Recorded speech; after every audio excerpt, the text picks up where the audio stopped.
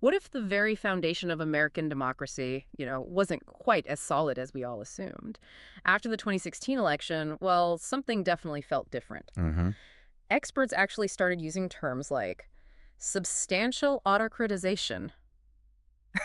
It's a pretty serious It term. really is a major shift. So, for many of you trying to make sense of this, understanding what happened during Donald Trump's presidency is, well, it's crucial. We've gone through the analysis to pull out the key insights for you, trying to cut through the noise. And it's fascinating where it arguably began. That 2016 victory was just incredibly narrow. Razor thin. Yeah, Trump won the presidency with just 77 electoral college votes more than he needed.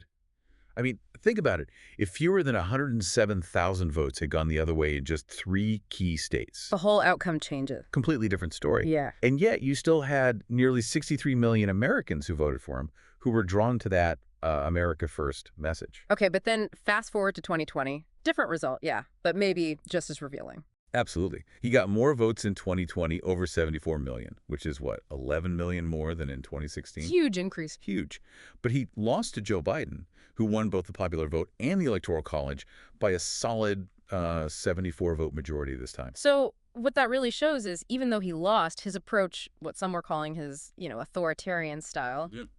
it had taken hold. It had clearly made deep inroads with a very large part of the electorate. Yeah. And this actually brings us to a useful way to think about this. There's a framework outlined in the book, How Democracies Die, that identifies four key warning signs for authoritarian behavior. Okay, what are those? Well, first, a weak commitment to democratic rules. Hmm. Second, denying the legitimacy of your opponents. Third, tolerating or encouraging violence. Right. And fourth, being ready to clamp down on civil liberties, on people's basic freedoms. And the analysis we looked at suggests Trump hit all four. That's the assessment, yes. All four criteria were met, not just during his presidency from 2016 to 2021, but also during both the campaigns. Right. We saw this pattern, didn't we? Breaking long-standing democratic traditions, norms, pushing right up against the line of legality. Sometimes crossing it, according to many observers. The analysis really points to um, three key factors that defined his presidency and, led to him being the only president impeached twice. Okay, let's break those down. What's the first one? The first is repeated obstruction of justice. This wasn't just like a one-off thing. It seemed to be a recurring theme, something that underpinned a lot of his actions, maybe even some foreign policy moves. Interesting. Okay, number two. Number two was this dual approach, Yeah. cultivating relationships with autocratic leaders overseas, while at the same time appealing to white supremacist groups and sentiments at home. That's a striking combination. It really is a very significant and frankly troubling one. And the third factor. His absolute refusal to accept the 2020 election results, just would not concede. Right, insisting it was stolen, despite all the evidence. Exactly. And those claims, those persistent, untruthful claims, weren't just words. They had devastating real-world consequences. You mean January 6th? Precisely. That refusal directly fueled his supporters, leading, tragically, to the January 6th insurrection. The storming of the Capitol by a mob that included white supremacists. And even Mitch McConnell, who was the Senate Majority Leader then, was incredibly blunt about Trump's role afterwards, wasn't he? Oh, absolutely. After the second impeachment trial, McConnell gave this speech February 13th, 2021. He said, and I'm quoting directly here, "Former President Trump's actions preceding the riot were a disgraceful dereliction of duty. There is no question that President Trump is practically and morally responsible for provoking the events of that day." Wow. That's strong language from him. Very, he went on. "The people who stormed this building believed they were acting on the wishes and instructions of their president. Later, even when the president did half-heartedly begin calling for peace, he did not call right away for the riot to end. He did not tell the mob to depart until even later." It really paints a picture of a fundamental, maybe misunderstanding, or just disregard for American democratic values. That's what the analysis suggests. Yeah. That he viewed the presidency almost like being CEO of his business empire. Omnipotent, autocratic. Used to calling the shots without much pushback. Exactly. Not used to criticism, not used to constraints, and seemingly focused on personal and family gain. But the U.S. government isn't a private company. You've got checks and balances. And that's where the clash happened. The pushback he got from the House, from the courts, the media, political opponents, it apparently led to immense frustration on his part, frustration with the very limits designed to prevent that kind of autocratic power. And that frustration grew. It seemed to intensify, yeah. Yeah. Especially in his last year with COVID, the rivalry with China. The analysis describes an increasingly irrational, unpredictable, and authoritarian pattern of behavior. It's almost chilling how some fiction seems to predict these things. People mention books like It Can't Happen Here or The Plot Against America. Right, exploring that idea of authoritarianism in the U.S. But the analysis we're drawing on actually points to a lesser-known novel, Night of Camp David, as maybe the closest fictional parallel. Really? What's that one about? Well, one reviewer described it as featuring an unhinged American president who falls prey to his own paranoia and conspiratorial fantasies as people around him struggle to rein in his worst impulses. Huh. That does sound familiar. It does. But, it's really important to stress this didn't start with Trump. The weakening of U.S. democracy was already happening. Right. It was a process. Yeah. Back in 2016, before he even took office, The Economist had already downgraded the U.S. to a flawed democracy, Why was that? mainly because of a sharp fall in popular confidence in the functioning of public institutions and just growing intense political polarization. The U.S. ranking actually dropped from 19th down to 25th globally in their index. So the stage was already set, in a way? It was. But what the analysis argues is that Trump's presidency greatly accelerated this erosion. It put the U.S. on what they called a slippery road toward authoritarianism. And other groups noticed this too. Oh, yeah. By March 2020, Freedom House was flagging troubling signs. Things like weakened asylum rights, evidence of electoral interference, these clashes between the White House and Congress. Like during the first impeachment. Exactly. That was a key example. The administration essentially defied congressional authority, telling officials to ignore subpoenas for documents and testimony about the whole Ukraine situation. Now, it's fair to say the U.S. has faced challenges before, right? We've had figures who maybe push the boundaries. Absolutely. History has seen potential would-be dictators. Mm. But what usually kept things in check were those institutions, Congress, the judiciary, and a general consensus, a shared understanding of liberal democratic norms. And we also have to acknowledge the U.S. wasn't always a full democracy for everyone. That's a crucial point. For much of its history, due to racial exclusion, especially in the South before the Civil Rights era, it was really only a partial democracy. Full participation wasn't a reality until the Civil Rights and Voting Rights Acts. We've also seen populist demagogues before, Father Coughlin, Huey Long, McCarthy. Lindbergh, George Wallace. Yeah. People with big ambitions, maybe not the biggest fans of democratic rules, but none of them captured a major party nomination for president. Why not? What stopped them? Historically, the parties themselves, the party leaders, acted as gatekeepers. They kind of filtered out the more extreme candidates. What that changed? Well, reforms in the 1970s, like the McGovern-Fraser Commission, aimed to make the nomination process more democratic, more open, relying on primaries. Which sounds good in theory. Right. But an unintended consequence was that it created an opening. It allowed populist figures, agitators like Trump, to bypass the party establishment and appeal directly to voters in those primaries. And that's exactly what he did in 2016. He wasn't exactly a lifelong Republican stalwart. No, relatively new to the party, but he just completely outmaneuvered the leadership, the other candidates.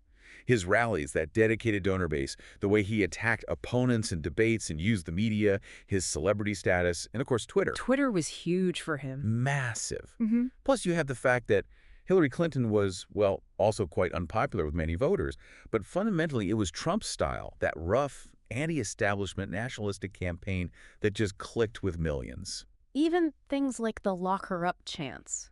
That Yeah. felt unprecedented. Totally unprecedented. A presidential candidate suggesting his opponent should be jailed. That was a major break. And what was striking was how scandals, these outbursts that seemed clearly anti-democratic, Yeah. they just didn't derail him like they might have derailed anyone else. He just denied everything. Denied, deflected. And his core supporters, they seemed to appreciate him standing up to the establishment, the media. It was also tied into that deep economic anxiety, that identity crisis, especially after the 2008 recession. Particularly among certain groups. Yeah, particularly non-college educated, white, lower-income voters, especially in the Rust Belt. They felt forgotten, left behind by globalization and mainstream politicians. Trump spoke to that feeling. It's useful maybe to contrast Trump with earlier presidents who overreached. FDR, Nixon. Right. FDR had the Japanese internment, tried to pack the court, but failed on that. Nixon resigned over Watergate. Reagan weathered Iran-Contra. George W. Bush faced pushback on the Patriot Act. Right. The point is, there were checks. They eventually kicked in. Mostly, yes. although it's true that presidential power in foreign policy, the imperial presidency, has been harder to roll back. But domestically, a united Congress could usually rein in the executive. But Congress wasn't united anymore. Exactly. That increasing polarization really weakened that check. And that polarization has deep roots. Going back to the 90s. Yeah, post-Cold War, you had the Gingrich Revolution in '94, a shift towards hardball politics. Yeah. Politics is warfare, no compromise, really changed the tone in Washington. Then the Tea Party later on. Right after the '08 recession, Obama's election, that pushed polarization almost to a breaking point, and Trump just masterfully exploited that crisis in 2016. Played on the economic fears, the racial stuff. Remember the whole birther conspiracy against Obama? He was a main proponent of that, and McConnell's role during the Obama years. Critical. Yeah. As Senate Majority Leader, he explicitly said his goal was making Obama a one-term president, and then refusing to even hold hearings for Merrick Garland's Supreme Court nomination. That was just unprecedented obstruction. So, Yeah, violating nepotism rules by appointing Ivanka and Kushner to senior roles. And reports of other staff hiring relatives, too. Then there was the issue with Kushner's security clearance. Right, you mentioned that. Overruling intelligence concerns. apparently so. Concerns about foreign influence. A whistleblower later claimed something like 25 security clearance denials were overturned by political appointees. And the attacks on the press. Relentless, calling the media the enemy of the people, actually seeming to condone violence against journalists at rallies, cutting back on press briefings. Plus the sheer volume of, well, untruths. It's staggering. The Washington Post kept a tally, right? Over 30,500 false or misleading claims during his presidency. That averages out to, what, 21 a day? About that, yeah. And on one single day, the day before the 2020 election, they counted 503 false statements. Just incredible. And yet, as the analysis notes, his core supporters did not seem to mind. It just didn't stick. What about using executive power, like the border wall funding? Good example. Congress explicitly refused to give him the money he wanted. So he declared a national emergency to justify reallocating money from the Defense Department. Essentially an end run around Congress. Huge outcry about that, even from the Pentagon. And interference in the justice system, firing inspectors general. Yes, multiple IGs were fired while investigating his administration. That looked like clear obstruction to many. And the role of Attorney General Bill Barr. He seemed very loyal to Trump personally. That's how it appeared. Interfering in the sentencing of Roger Stone, the case against Michael Flynn. It really looked like the Justice Department was being politicized, used to protect the president's allies. Plus, the way pardons were used for political allies. And the Mueller investigation. There was pressure there, too. The Mueller report itself concluded no criminal conspiracy with Russia, but explicitly did not exonerate Trump on obstruction. And it confirmed Russia meddled in 2016 to help him, aligning with what the intelligence agencies are saying. There is also the treatment of immigrants, the family separations. A really dark chapter. That policy of separating children from parents at the border, used deliberately as a deterrent. Over 4,000 kids separated. And by late 2020, nearly 700 still hadn't been reunited with their families. Just heartbreaking. So across the board, judicial independence, election integrity, anti-corruption, press freedom, the analysis suggests a real weakening. A significant weakening, yes. And all alongside his own pronouncements about his abilities, remember the very stable genius tweets? yeah. Or saying he consulted himself primarily on foreign policy because he had a very good brain and good instinct. And that comment about Xi Jinping getting rid of term limits. Chilling, wasn't it? Saying maybe the U.S. should give that a shot someday. Yeah. Really showed an admiration for that kind of unchecked power. Which bled into his actual foreign policy, right? His relationships with dictators. Absolutely. Contrast his difficult, often hostile relationships with Democratic allies. Trudeau in Canada, Macron in France, May in the UK, EU leaders, even the NATO Secretary General. He questioned NATO's entire purpose, considered pulling out. And he supported Brexit. Right, which weakened another pillar of the Western democratic order. His relationship with Germany's Angela Merkel was apparently particularly frosty. Why Merkel specifically? Well, remember her congratulatory message after he won? It was very pointed. She offered cooperation based on shared values, democracy, freedom, as well as respect for the rule of law and the dignity of each and every person. Setting conditions, basically. Exactly. And Trump reportedly did not take that well. It just reinforces the idea, as the analysis puts it, that there was hardly a democratic bone in his body. His admiration was reserved for the strong men. Like in Saudi Arabia. Prime example. Egregious human rights violations, never really mentioned. He cultivated this incredibly close relationship with Crown Prince Mohammed bin Salman, MBS. Even after the CIA concluded, MBS personally ordered the brutal murder of journalist Jamal Khashoggi. But arms sales continue. Oh yeah, huge lucrative arms deals continue. Now, there's a long-standing strategic relationship there, tied to Iran and oil prices, but the personal warmth and dismissal of the Khashoggi murder was notable. What about Kim Jong-un in North Korea? Another strange relationship. Lots of photo ops, these summits. They didn't lead to denuclearization, but they definitely boosted Kim's international standing. And again, North Korea's appalling human rights record never seemed to be an issue for Trump. Did his style make him vulnerable in these meetings? The analysis suggests his lack of preparation, his short attention span, did make him susceptible to manipulation. The key example often cited is Turkish President Erdogan apparently persuading him, in a single phone call, to pull U.S. troops out of northern Syria. Which abandoned the Kurdish allies who fought ISIS with the U.S. Exactly. A huge betrayal in the eyes of many, and it led directly to the resignation of his defense secretary, Jim Mattis, who stressed the importance of treating allies with respect. And then there's Russia. Putin. Always the elephant in the room. Mm-hmm. We had the confirmed Russian interference in 2016 to help Trump. The FBI counterintelligence investigation into whether Trump himself was acting as a Russian asset. His consistent reluctance to criticize Putin ever. The private meetings with no records? Yeah, those undocumented meetings just with translators. And that report that he confiscated his own interpreter's notes after meeting Putin in Helsinki. Very unusual, very secretive. And the reports about Russian bounties on U.S. soldiers. Deeply disturbing. Intelligence suggesting Russia offered cash to the Taliban to kill American troops in Afghanistan. The White House response seemed delayed, and they tried to downplay the intelligence, just added to the questions surrounding that relationship. This all leads us back to the first impeachment, doesn't it? Ukraine. Right. Withholding military aid that Congress had already approved to pressure Ukraine into announcing investigations into Joe Biden and his son, Hunter, that was the core of it. Plus obstructing the investigation itself. Yes, obstruction of Congress was the second article. The Republican Senate acquitted him, largely along party lines, but most observers agreed the actions themselves were a serious violation of democratic norms and abuse of presidential power. It seems like this transactional view of politics, what's in it for me, applied to everything. That's the argument.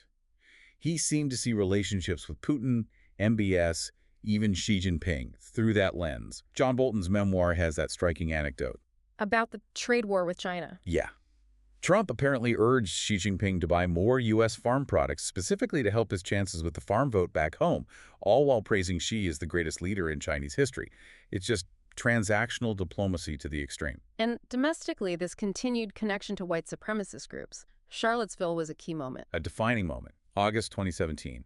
After a white supremacist rally turned deadly, his comment about very fine people on both sides, it caused a massive backlash. Seemed to show a real reluctance to unequivocally condemn racist extremism. Then came 2020, the pandemic. Which his administration struggled massively to handle, leading to huge infection and death rates. Remember the stimulus payments sent to dead people? Just examples of mismanagement. And the response to the Black Lives Matter protests after George Floyd's murder. Met with law and order slogans, threats to invoke the Insurrection Act to deploy the military domestically. And that infamous photo op at St. John's Church near the White House after peaceful protesters were forcibly cleared from Lafayette Square. Even military leaders were uncomfortable with that. Yes, the chairman of the Joint Chiefs later apologized for being there. Then, in the presidential debate that September, Trump again refused to condemn white supremacism, telling the Proud Boys group to stand back and stand by. Just unbelievable, which brings us full circle to the election aftermath. Right. Losing the election, then the flood of false fraud claims, over 50 lawsuits thrown out of court for lack of evidence, and that phone call. To Georgia's Secretary of State, Brad Raffensperger. Yeah, pressuring him to find enough votes to overturn the result. The quote is just astounding. All I want to do is this. I just want to find 11,780 votes. Direct pressure to manipulate the count. Even his own AG, Barr, said there was no widespread fraud. Barr stated publicly that DOJ found no evidence of fraud on a scale that could have changed the outcome. But Trump kept pushing the stolen election narrative. And that directly led to January 6th. Directly. His speech that morning, telling the crowd gathered near the White House to march on the Capitol, to stop the steal, to fight like hell, saying you can't take back the country with weakness. Incitement. That's what the second impeachment charged him with. Incitement of insurrection. The mob stormed the Capitol, hunted for lawmakers, chanted about hanging Vice President Pence because he wouldn't overturn the electoral votes. People died, many were injured, and Trump was reportedly slow to condemn the violence. The House impeached him again. Senate acquitted again. Correct. Not enough Republican votes for conviction, though more Republicans voted to convict this time. So if we pull all this analysis together, what's the main takeaway? It's a picture of repeated, serious violations of democratic norms. Attempted obstruction of justice time and again, cultivating autocrats abroad while alienating allies, a systematic effort to undermine trust in elections, and finally, inciting a violent attack on the government itself. A pretty damning assessment. Extremely. The analysis concludes the U.S. came perilously close to a full-blown autocracy. What perhaps prevented it was a combination of Trump's own disorganization and incompetence in some areas, alongside the resilience of certain institutions. Especially the courts. The courts, yes. They consistently pushed back against the administration's overreach on multiple fronts. They held the line in many crucial instances. So that leaves us with a pretty sobering thought, doesn't it? For you, the listener. It really does, if the analysis is right, that it can indeed happen here. Then what happens if a future leader emerges with similar autocratic leanings, but maybe is more competent, more disciplined? That's the unsettling question. It suggests the threat might not be over. It poses a potentially even greater danger down the road and really underscores the need for constant vigilance, from everyone to protect democratic institutions and norms. A lot to think about. Definitely something to keep mulling over.